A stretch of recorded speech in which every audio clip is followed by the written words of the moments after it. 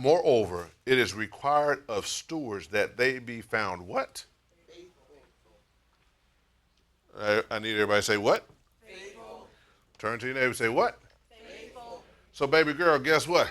You got to be faithful. And you already done it. But in your faithfulness, you have to learn how to shut the world out. Okay? Because your haters will tell you that you're less than. There are young ladies in your school that don't like you because they think you cuter than everybody else.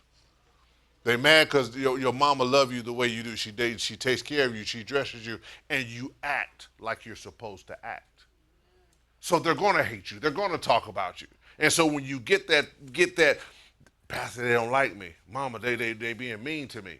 Let them be mean, baby. Because God will what? Prepare what? Those same people that are mean to you are the same people you're going to use to grow. Don't worry about it. God got you, man. You just got to touch them. So when you start to talk about being faithful, how many of us are faithful in what God has blessed us with? Think about that thing. Don't answer though. Can't lie in church. Are you faithful with your marriage?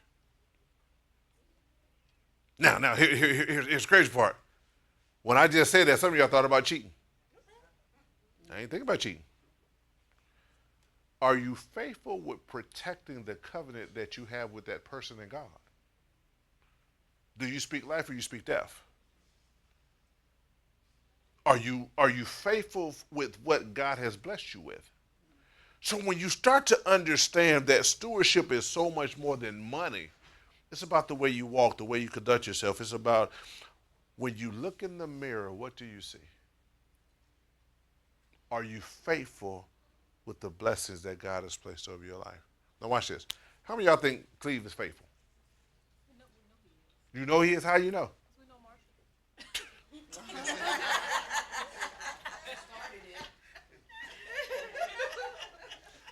Nate, help me out, bro. You had your hand raised. You said you know he's faithful. How do you know? Just by how he carries himself. By how, what else? And his wife. Man, you choose somebody else. Yeah.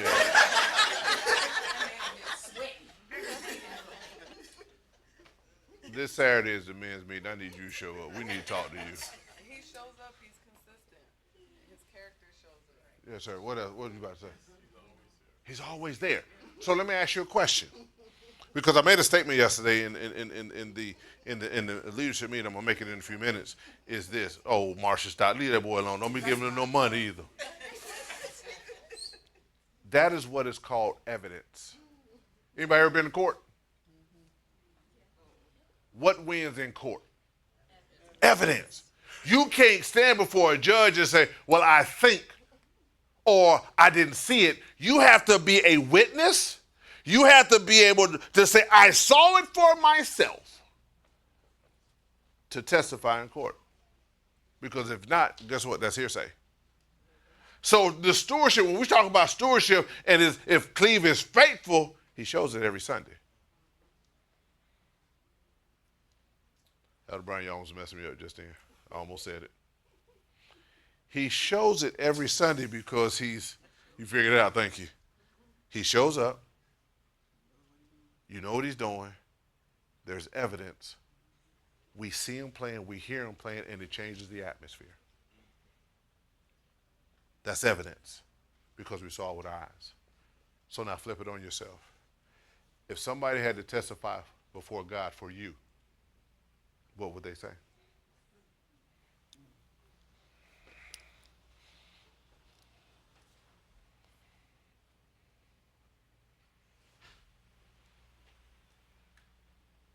What would they say?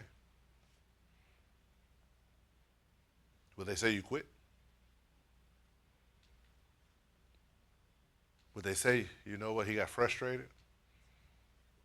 Or somebody got on her nerves? What you say, man? You don't know nothing about that. What can we testify on your behalf if we have to go to court and testify? You know, as pastor, sometimes I have to go to court. And I tell some people, you do not want me to go to court for you. You don't. Pastor, I didn't. You don't want me to go. You're gonna tell the truth. Cause I ain't gonna lie. If you did it, don't do a crime around me.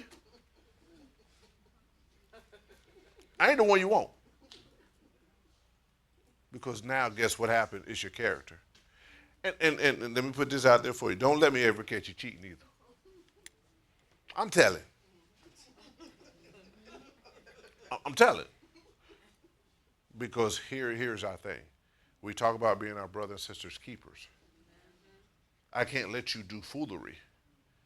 And then there's no way on God's green earth, me being the steward of this house, because God has entrusted it with me to be faithful. And I'm not even going to do that. I see somebody that's sitting over here in ministry doing what they're not supposed to do out in the streets, and I still let them be in ministry. Stewardship says God has entrusted you with something. Now you're responsible. Own it.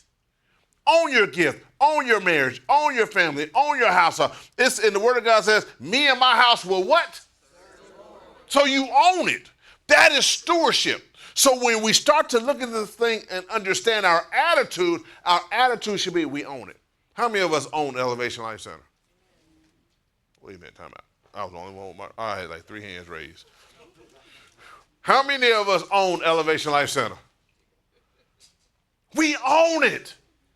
Because God has entrusted it with us, so we're faithful and we have stewardship on it, so that if, I used to be a manager at Walmart, and I would walk around my store, and I would just go around and do this. Just place stuff on the ground. And I wanted to see how many employees would walk by and leave it there.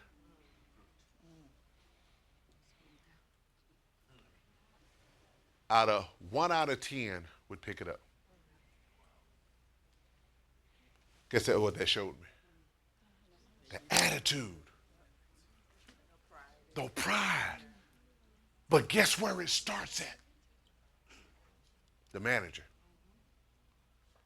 If you don't have pride and ownership of Elevation Life Center, guess where it starts at? Me. I have to be the very first one to say, you know what? Let me pick this up. And you have to see me pick it up. Why do you think I'm always loving on my wife, hugging on my wife? We take pictures. If you ever notice when we do the welcome, who's the very first person I take a picture with? My wife.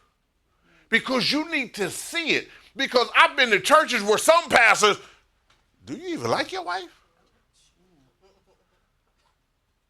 Matter of fact, I ain't never seen y'all hold hands. Matter of fact, I ain't never seen you kiss her. I ain't never seen y'all hug.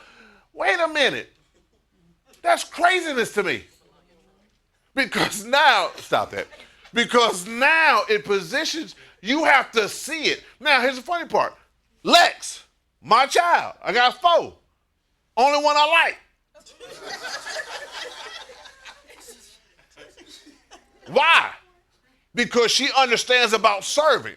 Not because I'm Pastor James or Pastor Angela, but because now she has a relationship of God for herself. But we had to show her. She had to see us praying and serving. She had to see us cleaning the toilets. She had to see us putting the floor down and painting. That irks my nerves when you go do it. Well, wait a minute. Ain't this a part of you? Wait a minute. Ain't we family? So when you start talking about stewardship, it's important because you have to be faithful. And so, put number 1 up there for me.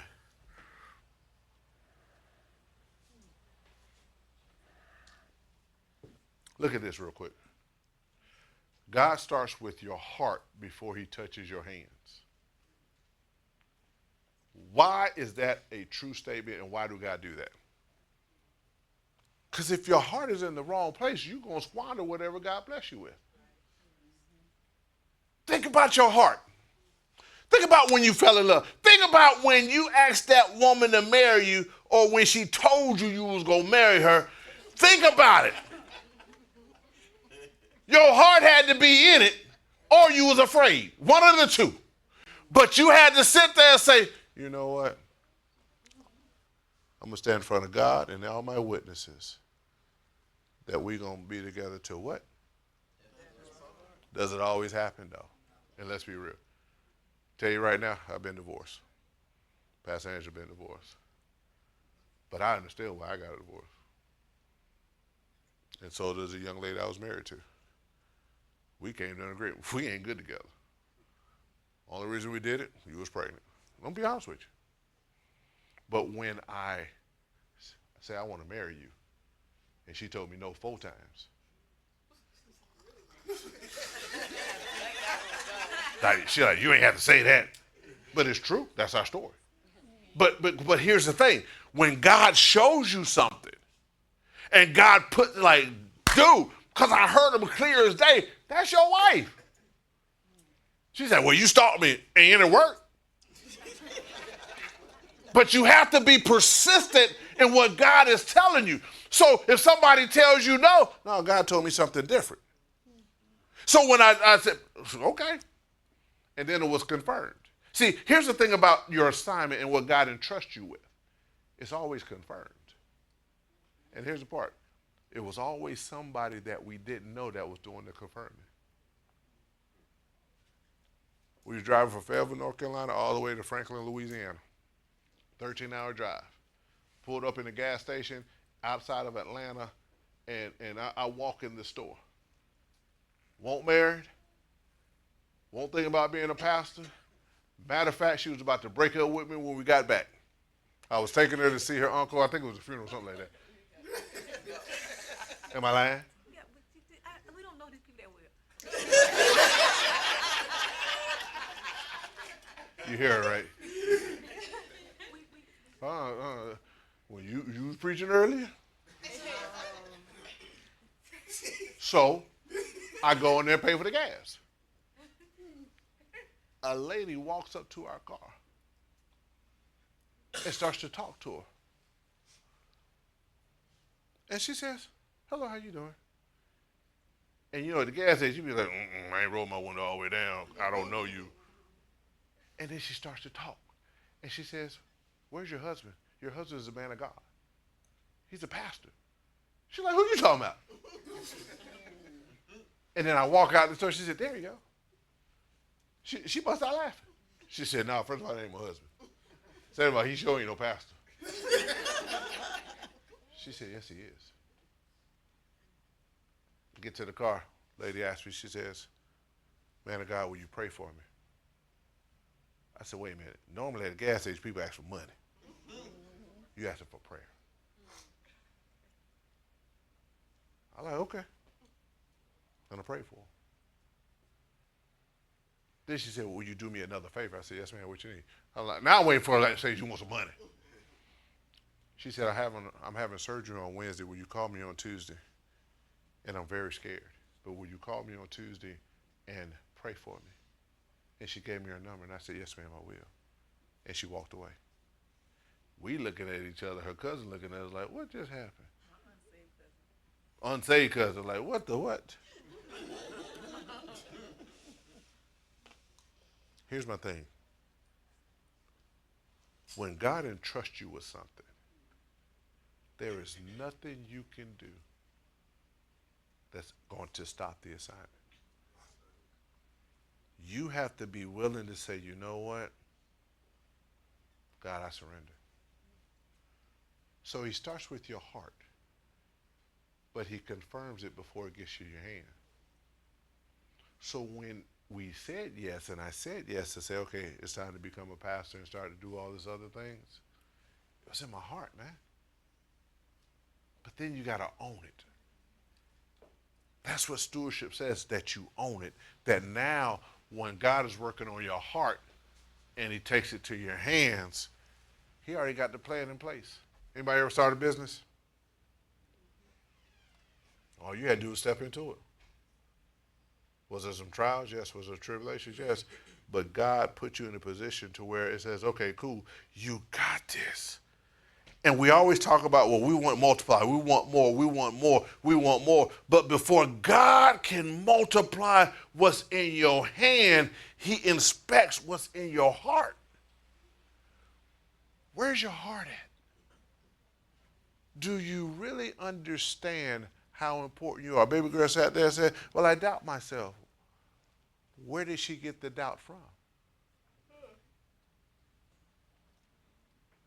So, let me ask this question again. How many of us own Elevation Life Center?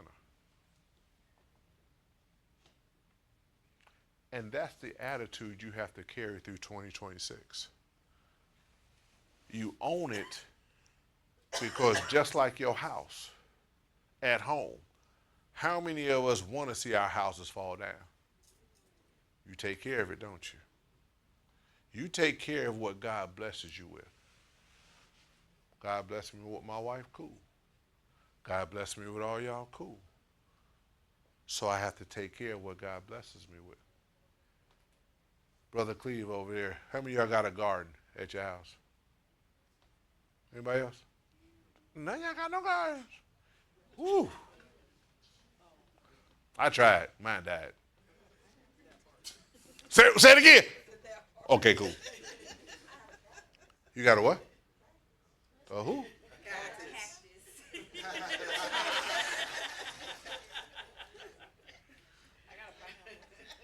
Did she just say a cactus?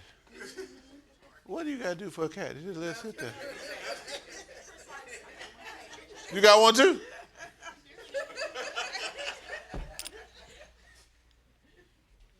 I ain't messing with y'all. Go to 2 Kings 4:2.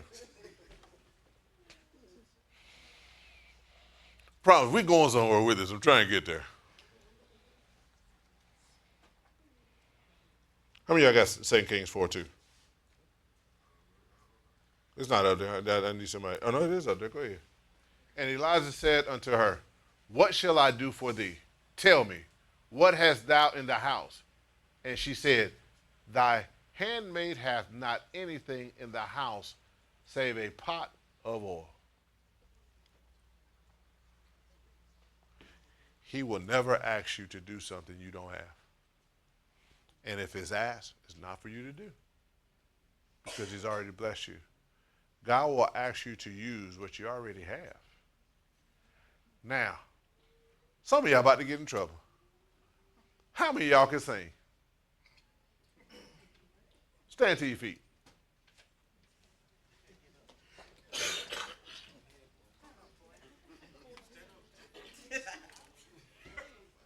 Now come up here. Y'all ain't moving.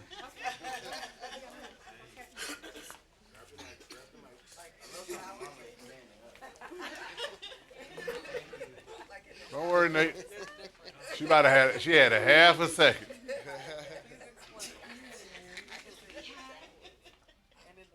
Now y'all stand on the stage. This is your note. This is your note.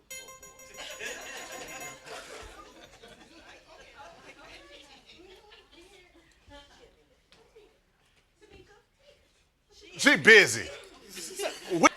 Thank you for being with us today. Elevation Life Center. It's center where faith and family grow together. See you soon. And remember, we're always lifting you higher. Elevation Life Center, where faith you. Elevation Life.